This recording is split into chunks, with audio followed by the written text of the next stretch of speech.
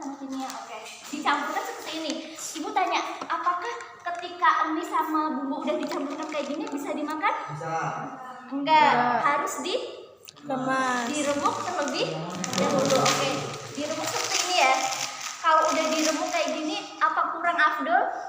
Diapain? Diaduk. Kalau nggak dikocok seperti ini. Gini. Oke.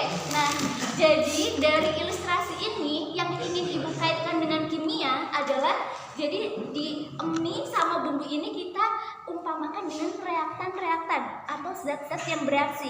Jadi ketika kita ingin bereaksi, si mie sama bumbu itu harus dicampurkan. Selain dicampurkan, kemudian diaduk atau dikocok sehingga mereka mengalami pencampuran. Nah, ini juga berkaitan dengan kimia. Jadi di pas pengocokan ini itu terjadi tumbukan istilahnya. Jadi kalau misalkan ini nggak dikocok, berarti kan nggak mengalami tumbukan. Berarti kan mie sama bumbunya nggak tercampur merata. Berarti kurang tidak terjadi reaksi kimia. Jadi ini syarat terjadinya reaksi kimia itu harus ada tumbukan. Nah, tumbukan, tapi tidak semua tumbukan dapat menyebabkan reaksi kimia. Jadi tumbukan seperti apa sih yang bisa menyebabkan reaksi kimia? Yaitu tumbukan yang efektif. Nah, tumbukan efektif, pernah dengar istilah tumbukan efektif? Belum? Oke, jadi tumbukan efektif adalah tumbukan yang pertama, dia memiliki orientasi arah tumbukan yang tepat. Misal ya, kita ngocok mie-nya cuma gini aja. Apakah dia tercampur merata? Enggak. Harusnya gimana ngocoknya? Ya dari segala arah sampai dia benar-benar tercampur dan dia campurnya secara acak. Nggak atas bawah atau kanan kiri. Kayak gini kan susah ya? Oke. Seperti halnya berikut nih. Misalkan ada reaktan NO dengan O3. Si NO ini ujung kanan bertemu dengan O3 ujung kiri. Nah, mereka tabrakan nih. Tapi ternyata tabrakan ini tidak efektif, tidak menghasilkan tumbukan efektif. Akhirnya si NO ini tetap jadi NO, si O3 ini tetap jadi O3. Beda halnya dengan tumbukan yang kedua. Si NO sama O3 ini mereka bertumbukan secara acak dan memiliki arah tumbukan yang tepat. Sehingga ketika mereka bertumbukan, timbullah tumbukan efektif. Nah, tumbukan efektif ini adalah tumbukan yang jadi ada salah satu atom di sini lepas dan di sini lepas, mereka bertukaran. Akhirnya di sini yang tadinya NO di sini jadi NO2. Yang tadinya di sini O3 menjadi O2. Sampai sini paham? Paham. Paham dengan ilustrasi ini? Paham. Oke. Ilustrasi tumbukan efektif yang kedua syaratnya yaitu tumbukan harus memiliki energi yang cukup. Ini tahu gambar apa? Apa? Nggak tahu. Kalian suka main plastisin? Ya, suka main plastisin. Karena kemarin ibu nyari plastisin nggak nemu di sini, jadi akhirnya gambar aja. Plastisin itu kan warna-warni ya, banyak ya buat mainan anak kecil ya. Misalkan bulan-bulan seperti ini kita siapkan plastisin dengan berbagai warna. Nah, ketika si plastisin itu kita campurkan tapi dengan energi yang tidak cukup. Jadi itu dicampur aja tapi energinya, tenaga kita kurang. Alhasil dia hanya menempel saja seperti ini. Berbeda halnya ketika tenaga kita kuat, bisa membayangkan ya permainan itu dicampurkan menghasilkan plastisin yang dengan warna bercampur. Sama halnya kayak kita ngocok ini. Kalau kita ngocoknya lemes, jadi apakah akan bercampur? Tidak. Jadi tenaga kita harus kuat dengan kocokan dari arah yang acak dia. Ilustrasi ini diterima, dipahami? Paham. Oke. Terus jadi si tenaga kita itu harus lebih besar daripada energi aktivasi. Apa itu energi aktivasi? Jadi energi aktivasi adalah energi minimal yang diperlukan untuk menghasilkan tumbukan efektif agar terjadi reaksi kimia. Jadi itu kayak tenaga minimal kita agar si mie sama bumbu ini tercampur merata. Gitu. Kalau kita nggak punya energi minimal itu, nggak mungkin nih mie sama bumbu tercampur merata. Oke, paham ya? Terus energi kinetik adalah energi gerak ketika kita mencampurkan mie sama bumbunya.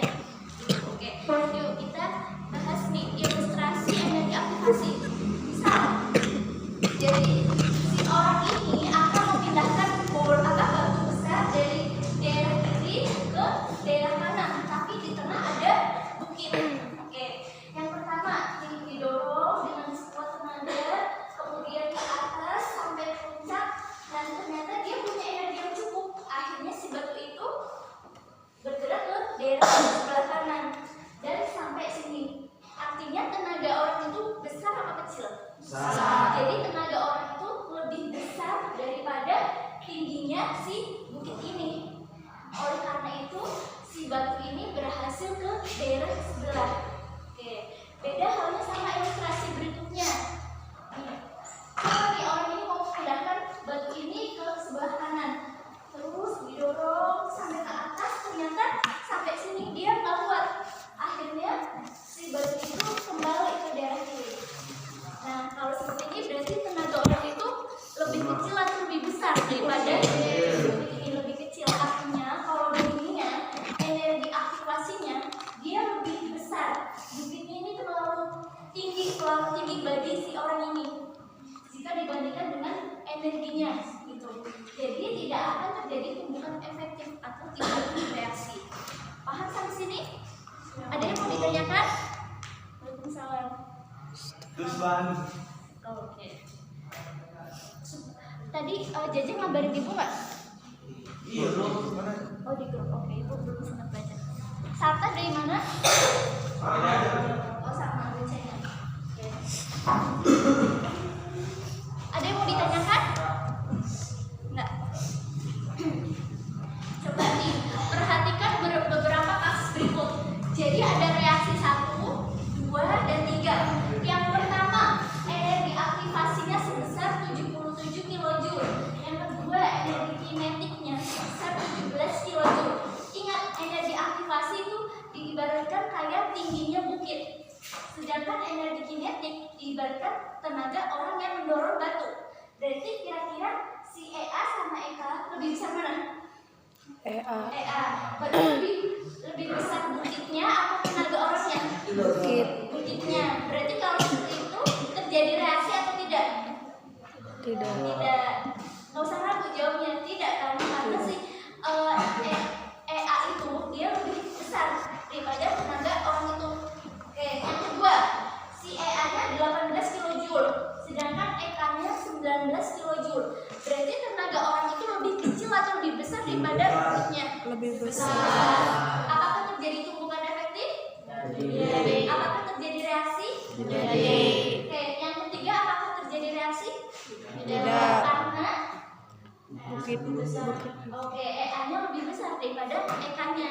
Oke, paham sampai sini? Oke. Selanjutnya, nah seperti yang kita ketahui, reaksi kimia itu memiliki laju yang berbeda-beda. Ada yang cepat, ada yang lambat. Ketika kita menyalakan kembang api, pasti dalam sekian detik sudah habis kembang itu kan. Beda halnya sama yang sebelah kanan gambar apa? Iya, rantai yang kenapa? Karatan, ya. Jadi perkaratan pada besi itu termasuk reaksi kimia. Tapi perkaratan pada besi itu membutuhkan waktu yang cukup lama. Contohnya kayak pagar sekolah misalkan.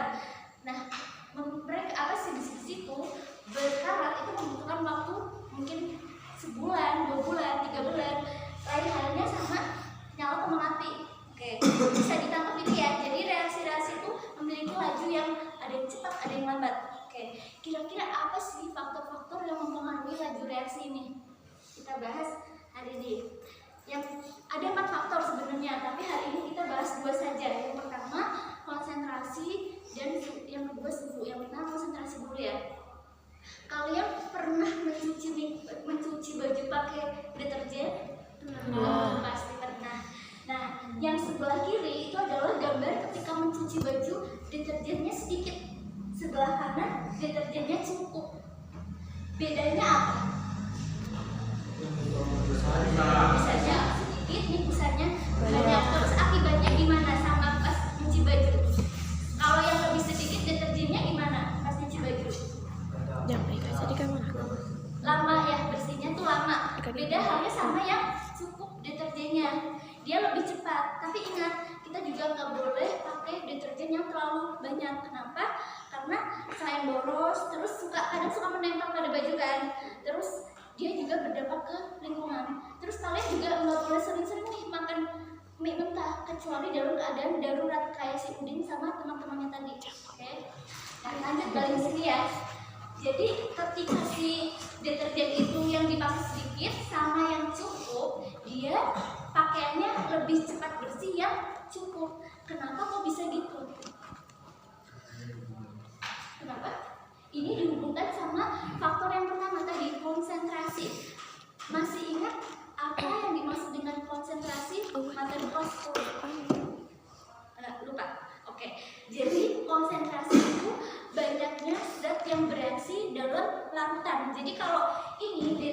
dalam air, berarti zat yang bereaksi deterjen. Nah, airnya itu sebagai pelarut. Kalau semakin banyak deterjen, berarti kan konsentrasinya semakin besar. Nah, ini. Ketika kita menambahkan deterjen, berarti kita meningkatkan konsentrasi deterjen dalam air. Ingat pertemuan sebelumnya ya, konsentrasi adalah banyaknya zat larut pada lautan. Jadi semakin banyak deterjen, maka konsentrasinya semakin besar. Contoh, misalkan kita membuat larutan garam. Kita punya 2 gelas air sama-sama, gelasnya ukurannya sama. Nah, yang pertama dikasih garam 1 sendok, yang kedua garamnya 5 sendok. Kan lebih banyak yang kedua garamnya tuh. Berarti lebih pekat mana? Tahu istilah pekat? Apa sih ya? Kental. Lebih kental yang mana? Ya? Yang kelima. Oke. Lagi, misalkan kalian pagi-pagi ngasih sarapan, bikin susu sama susu yang sasetan itu. Misalkan yang satu gelas air sama 1 saset, yang kedua sama 3 saset. Saking kalau saking gimana berarti lebih kental yang mana susunya? Pertama atau kedua? Karena jumlah susu yang dimasukkan lebih banyak daripada yang pertama. Jadi konsentrasinya lebih besar mana? 1 atau 2? Jadi konsentrasi itu bahasa sehari-harinya tuh kekentalan lah sama dia. Jadi lebih kental yang kedua gitu. Paham? Oke. Nih, ibu ada contoh soal nih. Si Jajang ingin membuat minuman segar rasa jeruk dari minuman dalam bentuk kemasan. Nah, karena si Jajang ini nggak pengen manis-manis, berarti kan dia ingin mengurangi konsentrasi gula di dalamnya. Si Jajang udah menyiapkan 1 gelas air. Kira-kira Jajang mau pakai 1 bungkus, 2 bungkus, 3 bungkus, atau setengah bungkus? Karena dia pengen mengurangi konsentrasi dan ketika meminumnya. Oke. Berarti kira-kira kalau yang setengah ini konsentrasinya paling sedikit, paling kecil atau paling besar? Paling kecil. Kalau konsentrasinya paling kecil, laju reaksinya semakin besar. Semakin Kecil. kecil atau lambat. Oke. Konsentrasi terkecil, laju reaksi paling lambat. Terus sekarang misalkan tentu nih, aku pengen bikin minuman jeruk paling manis deh. Berarti yang mana? 3 bungkus. Karena konsentrasinya paling besar. Oke. Berarti kalau konsentrasinya paling besar, lajunya paling cepat. Oke. Berarti dari sini kalian sudah tahu hubungan konsentrasi sama laju. Oke. Nah, sekarang kita lanjut ke faktor yang kedua, faktor suhu. Oke, faktor suhu. Pernahkah kalian membuat es teh manis? Pernah. Caranya pertama gimana? Masukin gula pasir. Terus yang kedua teh. teh. Terus dikasih air. Airnya air panas. panas apa dingin? Panas. Kenapa panas? Padahal kan kita mau buat es teh manis, bukan teh hangat manis. Nanti dikasih es batu. Supaya larut. Apanya yang larut? Gula. Teh dan Gula. pasir. Oke, jadi di sini kita ngasih air hangat atau air panas terlebih dahulu sebelum ngasih es batu. Atau kita juga tidak bisa ngasih air dingin langsung, karena kalau air dingin langsung gulanya itu dia nggak bakalan hancur. Kalau hancur pun tuh dia lama. Beda halnya sama yang pakai air hangat. Oke, setelah itu kita aduk. Setelah diaduk baru ditambah es batu.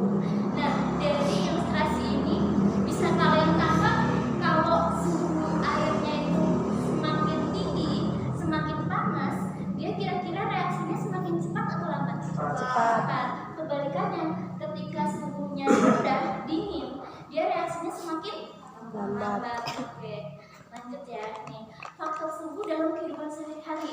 Kita misalkan habis belanja di hari Sabtu ke pasar Kupa, kita beli telur, daging, ayam, sayuran, buah-buahan. Nah, kan yang kita harapkan si bahan makanan ini nggak cepat busuk kan? Apa yang kita lakukan? Masukin Masukkan kulkas. ke dalam kulkas. Kulkas. Oke. Kira-kira apa sih efeknya di kulkas sama bedanya di suhu ruangan biasa? Dingin. Kalau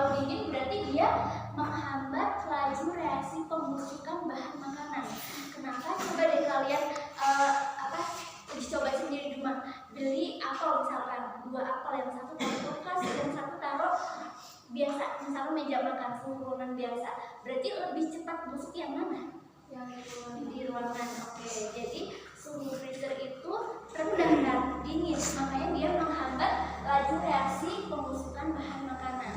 Oke, selain itu juga ada penerapan faktor suhu dalam obat. Nih kemarin yang baru sakit kan minum obat, ada suka baca di kemasannya nggak? Jadi agar penyimpanan obat itu tahan lama, maka obat sebaiknya disimpan di mana? Ada suka baca air. Di mana? Di apa? Di kulkas. Di apa? Oke, di suhu yang rendah, biasanya itu suhunya kurang dari 30 derajat dan dia harus dihindarkan dari sinar matahari langsung. Coba di ibu contohkan ya, ada kemasannya. Simpan di tempat sekitar sekian suhunya dan jauhkan dari ini. Protect from light, berarti dilindungi dari sinar. Maka sinar matahari kan tahu kita, sinar matahari kan ada energinya, ada powernya, ada panasnya. Berarti dia bakalan meningkatkan suhu, nanti obatnya nggak bertahan lama gitu. Jadi suhu yang rendah dapat menghambat laju reaksi obat. Jadi kesimpulannya nih dari pembelajaran ini, semakin besar konsentrasi maka laju reaksi semakin cepat atau lambat? Cepat. Semakin besar konsentrasi laju semakin Cepat. Oke. Terus lanjut, semakin tinggi suhu maka laju reaksi semakin cepat. Oke. Ada yang mau ditanyakan? Jadi hari ini kita hanya belajar tentang teori tumbukan dan faktor yang mempengaruhi laju reaksi hanya dua. Baru apa yang pertama tadi? Konsentrasi. Yang kedua Suhu. Oke. Kedua-duanya itu berbanding lurus ya. Jika konsentrasi tinggi, suhu tinggi, berarti lajunya cepat gitu. Sedangkan kebalikannya. Oke. Terus teori tumbukan tadi. Teori tumbukannya efektif tuh harus yang gimana? Yang pertama, arahnya gimana? Atas bawah. Arahnya acak, arahnya tepat. Terus tenaganya gimana? Kuat. Harus kuat. Tenaganya EA-nya harus lebih besar atau lebih kecil daripada EK? Kecil. Kecil. Oke. Paham ya? Oke. Untuk memperdalam pengetahuan kalian terkait materi hari ini, Ibu tugaskan untuk evaluasi pertemuan berikutnya, yaitu kalian mereview artikel ilmiah. Jadi artikel ilmiahnya sudah Ibu siapkan. Artikel ini berkaitan dengan teori tumbukan dalam laju reaksi. Nah, yang kelompok 1 membahas artikel 1, kelompok 2 artikel 2, dan kelompok 3 artikel 3. Oke, paham? Nanti Ibu share artikelnya di grup. Ada yang mau ditanyakan? Pertanyaan apa yang mau diajukan? Ada pertanyaan? Oke, ada pertanyaan? Tidak. Ada Lala dan di Daniel. Oke, jadi pertemuan berikutnya kita membahas artikel ilmiah ini dan membahas faktor laju reaksi yang belum dibahas kan baru 2, semuanya ada 4, berarti kurang nomor 3 sama 4. Oke, yuk cukup sekian ya pertemuan kita hari ini. Semoga yang kita pelajari ini bermanfaat. Sebelum kita tutup, yuk kita berdoa dulu. Berdoa, dipersilakan.